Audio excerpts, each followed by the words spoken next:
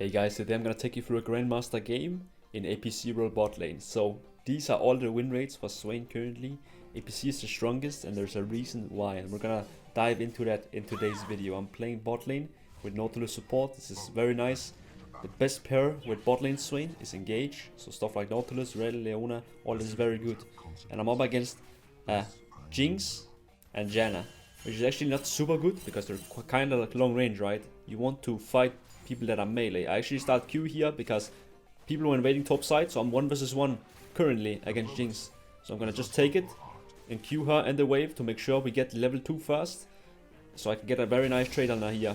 And for bot lane runes, you can actually run quite a few things. So usually you can go around either Conk, Electrocute, Dark Harvest, those kind of stuff. Most importantly guys, pick on preference. I actually really like Electrocute when I'm playing against squishies because look at this. I hook Janna right, we pull her in, Nautilus can follow up, or other way around, right, he hooks and I just put all my spells on her. Like, it's a lot of damage, it's very good, and you can one-shot a lot of champs. So you can apply a lot of pressure, so...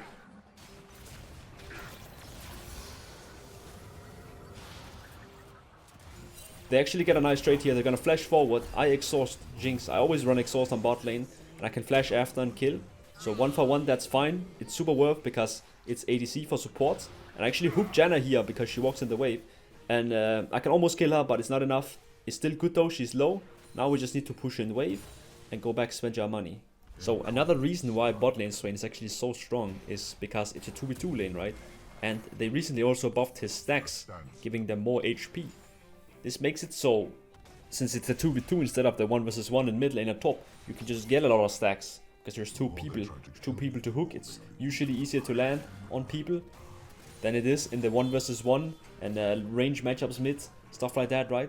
So right now we're just slow pushing, and I'm just waiting for Nautilus to press hook, and when he does, I'm just gonna use my own hook, follow up, and we can almost just do a one-shot chain. Janna didn't die, but Nautilus just stopped autoing her. It's fine though. We're still in a winning position.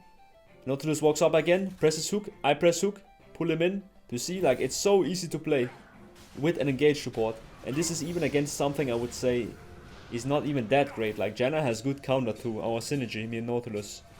But yeah, with them low, we just crash in the big wave, and I'm gonna just try and look for a hook.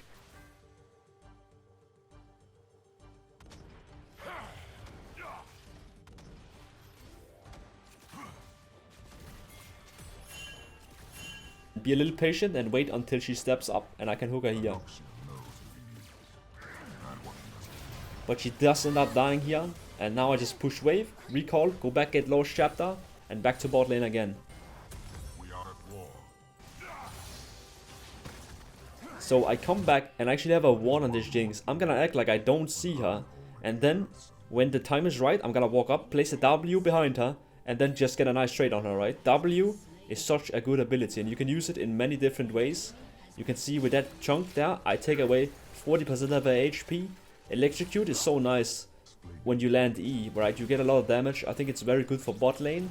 It can be in mid lane. I'd rather have Airy for the Q poke, and it's a little harder to land E. Like in bot lane, I just feel like I land E all the time. Now Nautilus come bot. Again, I'm not gonna just throw out E instantly. Just wait for Nautilus to press Q. After that, we press E, it's guaranteed, it's undodgeable, so much damage. Talon comes bot, but I don't think they can fight us, right? We have exhaust, and I have ult. I actually land W on Jinx here, which does end up killing her because I have Scorch.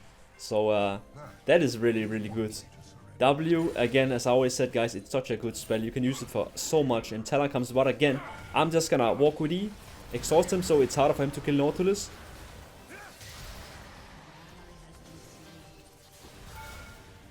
And now I'm just gonna keep my ult up while fighting this Janna. And look at this, last second, I'm gonna auto and then flash so I don't get knocked into the tower by Talia.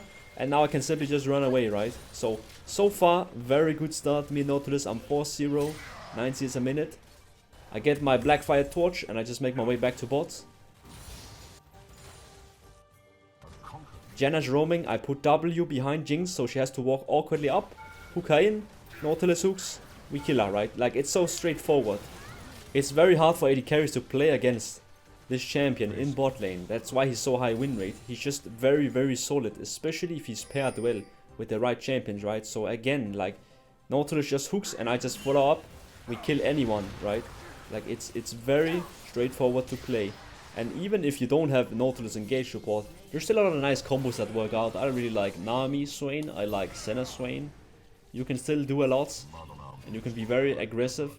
It's just usually he just beats AD carries, especially level 6 with ult, and I like to run exhaust pretty much every game in bot lane. I think it's just super good. You can just exhaust enemy ADC in the 2v2s, especially level 6. You just press ult and exhaust on somebody, and there's legit no way you lose it, like, ever.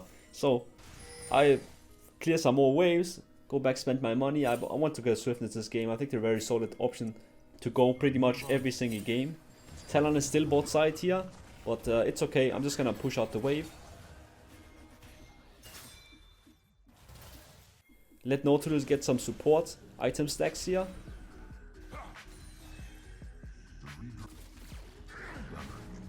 And now we're just gonna look around, roam a little around for kills. I find an E here in Jinx from Fog of War. Sadly, it's not really enough and we need to fall back, right? This Janna is a little problematic.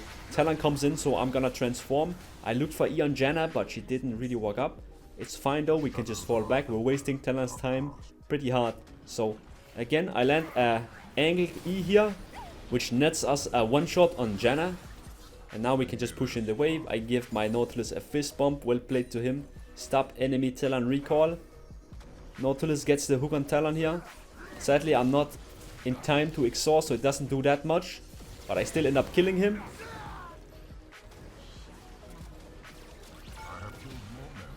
Jinx flashes forward here. She's going for the kill. She misses. How rude. But look at this now. I'm gonna turn around here because I know melee Q can kill her. She uses barrier. I'm gonna throw E and walk with it here, and we get it last second. So we're actually still in the game. 7-0 at 13 minutes, which is quite insane. I just go back.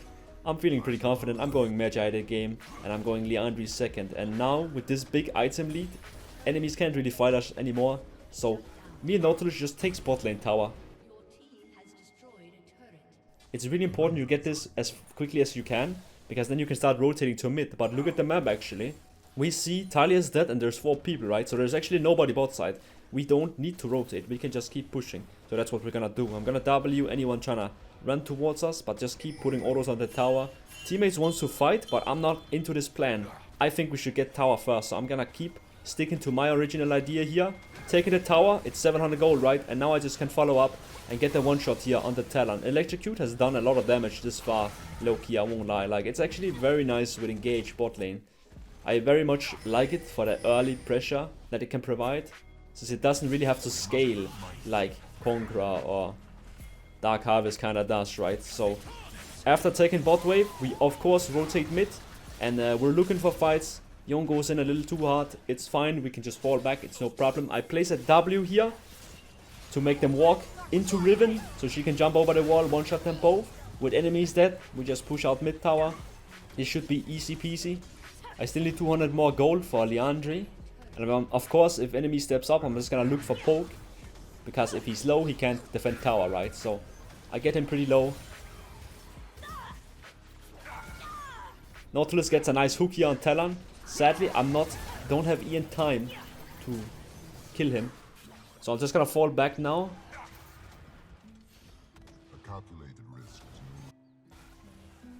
But I do end up realizing that there's legit nobody mid lane. So I'm gonna stick around and clear this next wave as well. Because there's nobody to stop me. So I might as well. Now I have Liandry, which is a super good second item I've been running lately. Pretty much every game. And it's just, you know, people asking, don't you need Rylai, don't you need Cosmic? Not really, honestly. I'm so fast anyway. Especially if you have a 10+ stack Magi and Swiftness, you're not really gonna need the Rylai or the Cosmic Drive. It's just, Liandry does so much damage every game, even if they don't have tanks. Like, it's such a good Swain item. I see enemies are staying a lot far up in bot lane, so I'm gonna make my way down there. And simply just, you know, use my superior items to just kill everyone. Like, it's not even close. I get a triple kill, and with that, I just make my way towards mid. But I quickly realized that top lane tier 2 is the next goal in line. We don't want to just run mid everyone, they're gonna respawn soon. I'm gonna go mid preemptively here already and start taking the wave so we can take down this tower together, right? So W, cannons to kill them. Quickly push the wave. I have Nautilus already here hovering. The moment Talia walks up, she's alone. I'm just gonna follow Nautilus dive here. And we simply just one-tap her on the tower, right? And with her dead, we can just finish the tier 2. You always wanna kill the towers in like layers. So you never wanna just kill all the towers mid and then kill all the towers top and then kill all the towers bot, right? We kill the first tower mid, first tower top, first tower bot if possible, second tower mid, second tower bot, in whatever order fits the game, right? And with all the towers peeled away now, it's quite easy to make plays, it's quite easy to go up in wards. You can see Talia goes to take the wave. At this point she's already overextended because she has no towers, right? So we just chase her down.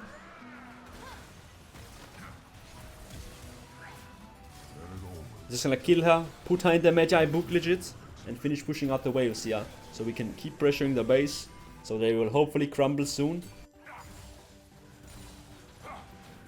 With the waves pushed, we actually end up doing Atakan. Now I'm just gonna recall.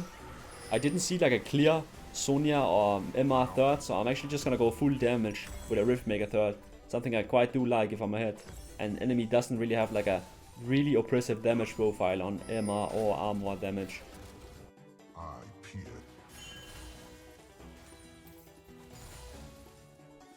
So now I'm just back to top lane. Look at this, place W behind them. With them slowed, it's super easy to land E. And I'm simply just gonna one-shot Teemo. Jinx was almost getting one-shot if she doesn't have flash or Janos there. With enemies dead again, right? We can just siege down the base. Like, are you watching this? Like, it's kinda... Like, the game plan, the macro around League is quite simple once you boil it down. When I'm sitting here, talking you guys through it, right? Like, it's simply just peeling away their base, grouping together, finding picks, pushing out waves. When they're dead and they have man advantage down, we can simply just like easily overload their base with players and they can't stop us. So they actually engage us now. I'm gonna exhaust Talon instantly so he doesn't get the one shot on me. But I need to play a little far back here since I don't really want to die and give my bounty and my 10 stacks Magi, right? So I will be running a little further back here if they keep chasing.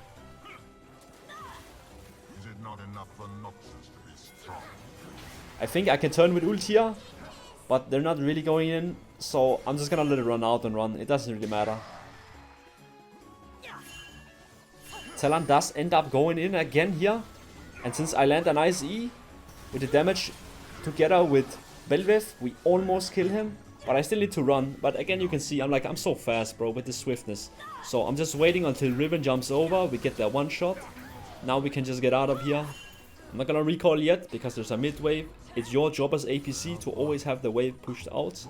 This also gives me enough gold for Force of Nature. I like this because they're Teemo and Talia. So usually if they have 2 AP, you should get MR somewhere in your build. So now we just push out mid wave. I'm gonna W top to make that push as well. And we can just start our Baron. Try siege this down. Enemies will obviously have a really hard time contesting because we have all the vision, we have all the push, we took all the towers. So we can simply just finish it off and kill off the people who were overextending. And again, with people dead, we just siege down enemy base and push in as much waves as we can.